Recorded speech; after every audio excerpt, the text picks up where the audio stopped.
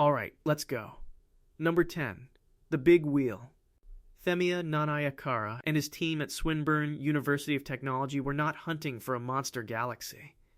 They were pointing JWST's NIRCam and NIRSpec at an ordinary patch of sky roughly 11 billion light-years away, mapping structure in a known overdense field, cataloging redshifts one by one. Routine work. The kind that fills a PhD thesis and nothing else. Standard cosmological models say a galaxy at that epoch, just 2 billion years after the Big Bang, should be small, clumpy, chaotic. Disks take time to settle. Gravity needs billions of years to organize gas into something as ordered as a spiral. That's the rule. That's what every simulation of galaxy formation in this era predicts. Then the kinematics came back clean. A disk, rotating, already there. Nanayakara and his co-authors reported in their 2025 paper in Nature Astronomy that this galaxy, nicknamed the Big Wheel, has an optical radius of roughly 10 kiloparsecs, at least 3 times larger than anything current simulations allow for its age, with a stellar disk spinning at around 300 kilometers per second. Nanayakara himself said the team had less than a 2% chance of finding something like it under standard models. The failure parade started immediately. Maybe it's a chance alignment of 2 smaller galaxies mimicking a disk. The kinematics don't support that. The rotation is too coherent, too clean. Maybe the redshift is wrong. It's been checked against multiple emission lines. Maybe dense, gas-rich environments just build disks faster than anyone assumed. That's the current leading guess. And it isn't an explanation. It's a description of the problem wearing a lab coat. If dense environments can force a galaxy to skip a few billion years of expected development, then billions of years was never a hard physical constraint on structure. It was a default assumption nobody tested until a telescope proved it wrong. So how many other rules did we mistake for physics, when they were really just habits? The Big Wheel wasn't supposed to exist. Number 9 wasn't supposed to be dead yet. Number 9. The quiescent galaxy at 700 million years. Tobias Lucer and his colleagues were studying star formation histories in the early universe, trying to build a timeline of when the first galaxies lit up and how long that first burst of star birth typically lasted. A bookkeeping project, essentially, chart the fires as they start. The standard model of galaxy evolution says young galaxies in the first billion years should still be actively forming stars. They're gas-rich, chaotic, freshly assembled. Star formation should be ramping up, not shutting down. There simply hasn't been enough cosmic time for a galaxy to burn through its fuel and go quiet. Lucer's team found a galaxy that had already stopped forming stars entirely at just 700 million years after the Big Bang. Their 2023 paper, published in Nature, described a massive burst of star formation that ignited and then extinguished in a window far shorter than models expected, leaving behind a quiescent, dead galaxy while the rest of the universe around it was still in its infancy. The team estimated the starburst itself may have lasted only tens of millions of years, a blink cosmologically speaking. The explanations came fast and died faster. A supermassive black hole blew out the remaining gas, possible, but there's no clear signature of the energetic outflow you'd expect. The galaxy simply ran out of gas naturally, but the timescale required is implausibly short for a system that young. Observational error inflating the mass, and therefore the implied speed of shutdown. Reanalysis has held up. Nobody has killed this result. They've just stopped being able to explain it. If galaxies can live an entire life cycle, birth, fire, death, before the universe itself turns 1 billion years old, then early universe and young galaxy are not the same category. Some corners of creation may already have been ancient while the rest of us were still forming. What decides how fast a galaxy is allowed to die? Nobody yet knows the answer. Number 8. The overabundance problem. Michael Boylan Colchin at the University of Texas at Austin wasn't trying to break cosmology. He was doing something almost administrative, running a sanity check, taking JWST's newly reported galaxy masses and testing whether standard lambda CDM cosmology, the model built on dark matter and dark energy that has worked for decades, could actually produce that many massive galaxies that early. The Standard Model sets a hard ceiling. Dark matter halos form on a schedule. Ordinary matter falls into them and converts into stars at a known measured efficiency. In today's universe, roughly 10% of available gas becomes stars. That number should hold, roughly, across cosmic time. Boylan-Kolchin ran the numbers on the galaxies JWST had already found. The math wouldn't close. In his 2023 paper in Nature Astronomy, Boylan-Kolchin calculated that to produce the stellar masses reported by Evolab's team that same year, galaxies with masses exceeding 10 billion solar masses at redshifts implying formation within the first 600 million years, star formation would need to run at close to 100% efficiency.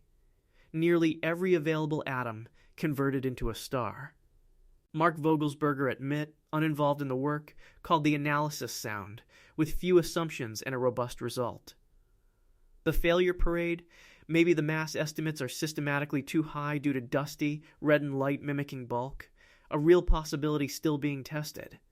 Maybe active black holes are polluting the light and inflating apparent stellar mass, partially supported. Not sufficient on its own.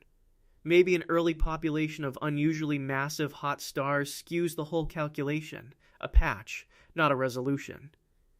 Every fix shaves the tension down. None of them erase it. If the universe needed near total efficiency just to build what we've already photographed, then something about the machinery of star formation in the first galaxies was fundamentally different from anything operating today. Was the early universe playing by different rules, or are we the ones who never understood the rules to begin with? Number 7. The Baryon budget crisis. Following directly from Boylan-Kolchin's work, teams across multiple institutions were simply trying to reconcile individual galaxy masses with the dark matter halos those galaxies were supposed to be sitting inside. A routine cross-check anyone doing structure formation work runs constantly. The rule is simple. A dark matter halo can only supply so much ordinary matter. Capped by the cosmic ratio of normal matter to dark matter, measured precisely by the Planck satellite's map of the cosmic microwave background. A galaxy's stellar mass should never exceed what its halo can plausibly deliver. Several of the massive high redshift candidates appeared to contain more stellar mass than their inferred dark matter halos should have been able to supply at all. Researchers building on Lab's 2023 Nature paper found some candidate galaxies implying stellar to halo mass ratios pushed to the theoretical edge, and in a few analyses beyond it. This is distinct from the overabundance problem. It's not that there are too many galaxies, it's that individual ones may be too heavy for their own gravitational scaffolding. The failure parade. Recalibrate the halo mass function, attempted tension narrows, but survives in the most extreme cases. Assume unusually clustered dark matter enhances individual halo capacity locally, mathematically possible, physically unproven.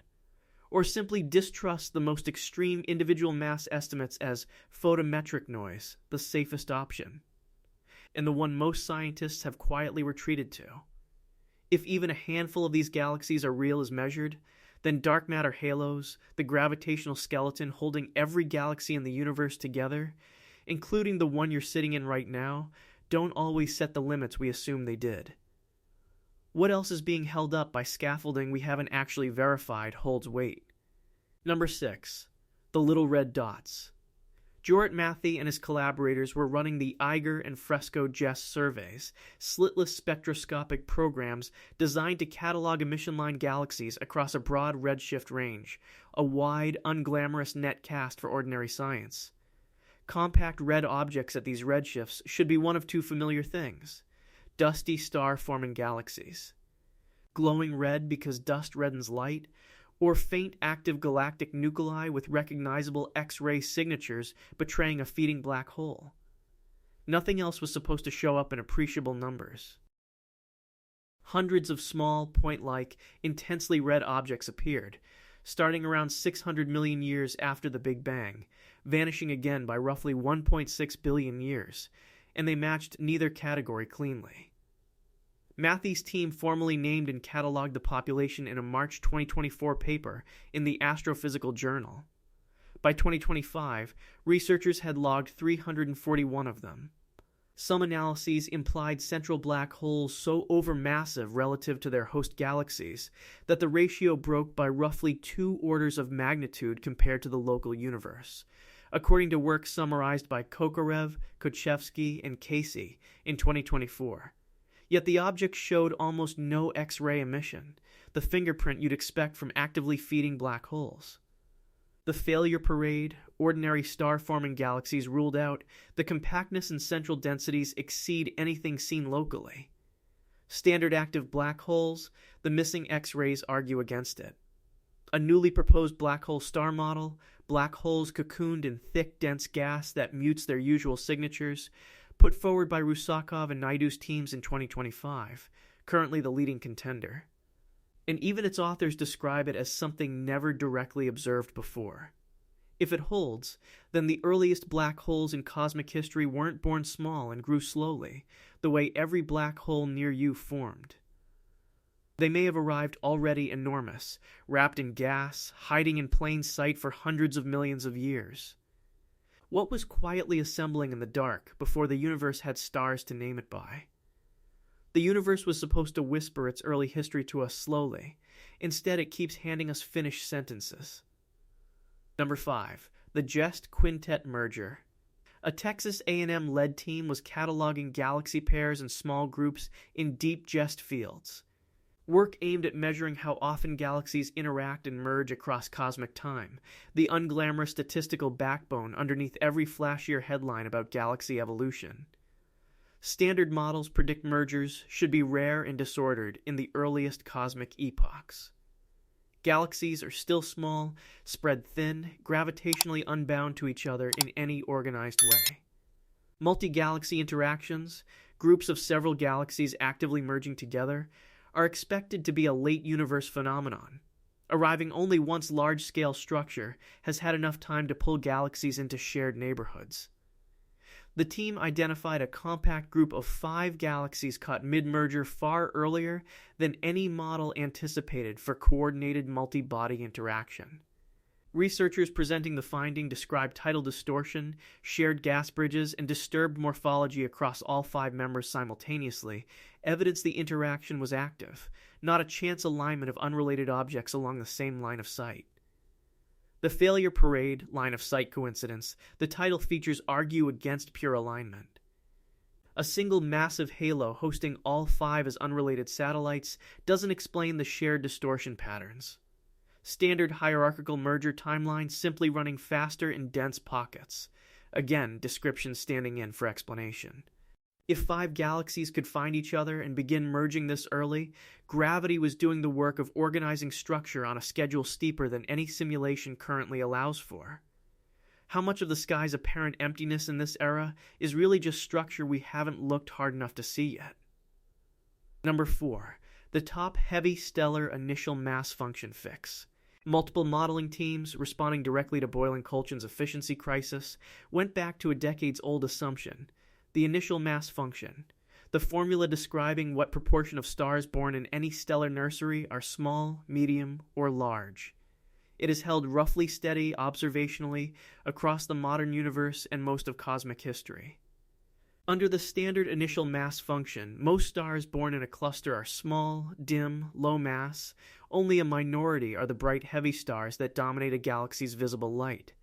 This ratio is what lets astronomers convert observed brightness into an estimate of total stellar mass, to make the overabundance and Baryon budget problems disappear on paper. Some models simply propose that early galaxies produced far more massive stars proportionally than any galaxy observed since, a top-heavy initial mass function. Work building on Boylan-Kolchin 2023 and Karthik Chorowski's 2024 analysis in the Astronomical Journal explored exactly this fix: assume a top-heavy mass function, and the same observed brightness implies dramatically less stellar mass, easing the star formation efficiency crisis without violating any other physics. The failure parade? It isn't independently observed. No early galaxy's mass function has actually been measured directly. It's assumed backward from the answer we need. It conveniently resolves multiple unrelated tensions at once, which is either a sign it's correct or a sign it's tuned. And it requires the fundamental physics of star formation to have operated differently in the first billion years, with no established mechanism proposed for why. If we have to secretly rewrite how stars are born just to keep our galaxy mass estimates from breaking cosmology, then the fix isn't solving the mystery. It's hiding it inside an equation nobody can check. Are we describing the early universe or quietly negotiating with it until the numbers behave? Number 3. The too big, too fast problem in Evolab's own data. Lab and his co-authors were surveying JWST's earliest deep field images, specifically looking for red, potentially massive galaxy candidates, an intentional hunt, unlike most entries on this list.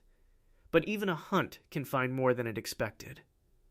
Standard models predicted a handful of candidate massive galaxies might appear in JWST's earliest deep fields, given known constraints on early star formation and structure growth, a rare few at the statistical edge of what's possible.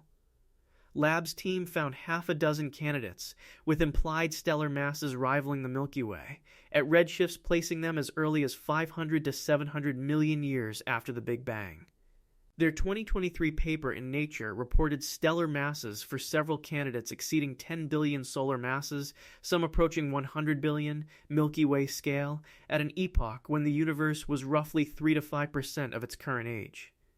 The paper itself flagged the results as being in tension with the standard cosmological model if confirmed. The failure parade, contamination from foreground interlopers checked, most candidates hold up under reanalysis. Overestimated masses from active black holes brightening the light, a real contributor for some, not all. Photometric redshift errors, spectroscopic follow-up on several candidates confirm the extreme distances rather than debunking them. If even a fraction of these galaxies are as massive and as early as measured, they were assembling the mass of a fully grown modern galaxy, while the universe itself was still a newborn, a few 100 million years old. What was the universe in such a hurry to build, and why did it not wait for the rules to catch up? Number 2. The mature disk surprise beyond Redshift 10. Teams analyzing JWST's earliest spectroscopically confirmed galaxies, working from the same JADES and SEERS survey data that produced GNZ11, were checking basic morphology, cataloging shapes, nothing exotic. Standard classification work. At redshifts beyond 10, less than 500 million years after the Big Bang, theory predicts galaxies should be irregular, clumpy, disorganized. Far too young for gravity to have smoothed them into ordered rotating disks. Chaos is the expected default at this age. Several sources at these extreme redshifts showed hints of rotational structure and disk-like organization instead. The same category of surprise later confirmed dramatically by the Big Wheel, but showing up first as faint statistical whispers in the earliest. Faintest confirmed galaxies. Researchers working with JADES imaging noted disk consistent morphological signatures appearing in a subset of Z10 candidates, years before Nanayakara's team found unambiguous, spectroscopically confirmed kinematic proof in the Big Wheel. The failure parade resolution limits creating false disk-like appearances in barely resolved smudges of light. A real risk this early in JWST's mission, and one that shrank as instruments and analysis improved. Chance projection of multiple clumps mimicking rotation, addressed as spectroscopic data accumulated and held. Or, simply, that disk formation happens faster and more universally than any model expected, which the Big Wheel later confirmed outright. If order was already emerging in the faintest, earliest light JWST could detect, then structure in this universe may never have been the slow, patient process we were taught to expect. How early does chaos become order, and did anyone ever actually witness the transition happen? Number 1. GNZ11. Andrew Bunker and his JADES survey collaborators were doing exactly what deep field spectroscopy is for, measuring precise redshifts for a catalog of distant galaxy candidates, confirming distances that had previously only been estimated. Confirmation work. The last unglamorous step before a discovery becomes official.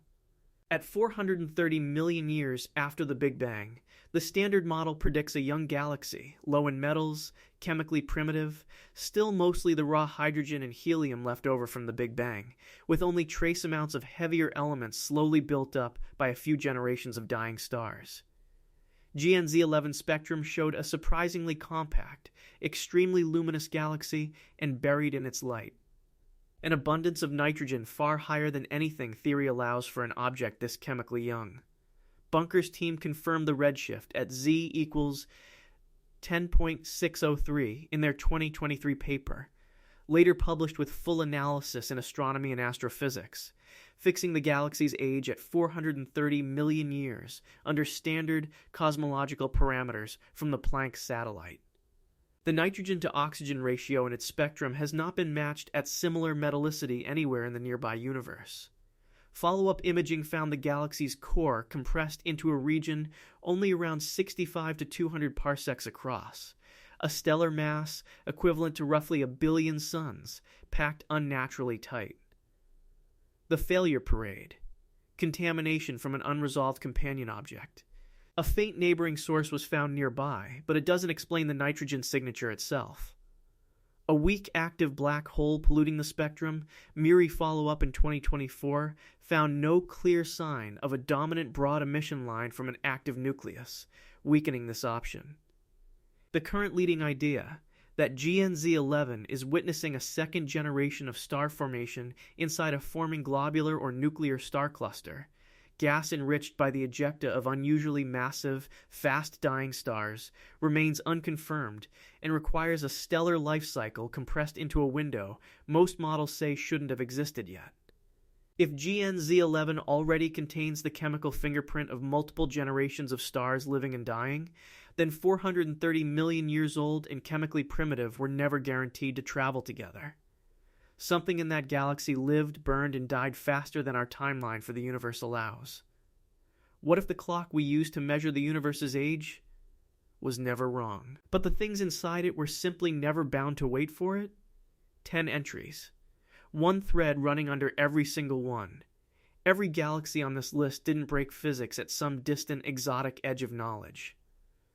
GNZ11, the Big Wheel, Lab's massive candidates, Boylan-Kolchin's efficiency ceiling, these sit at the center of Lambda CDM, the most tested cosmological model we have.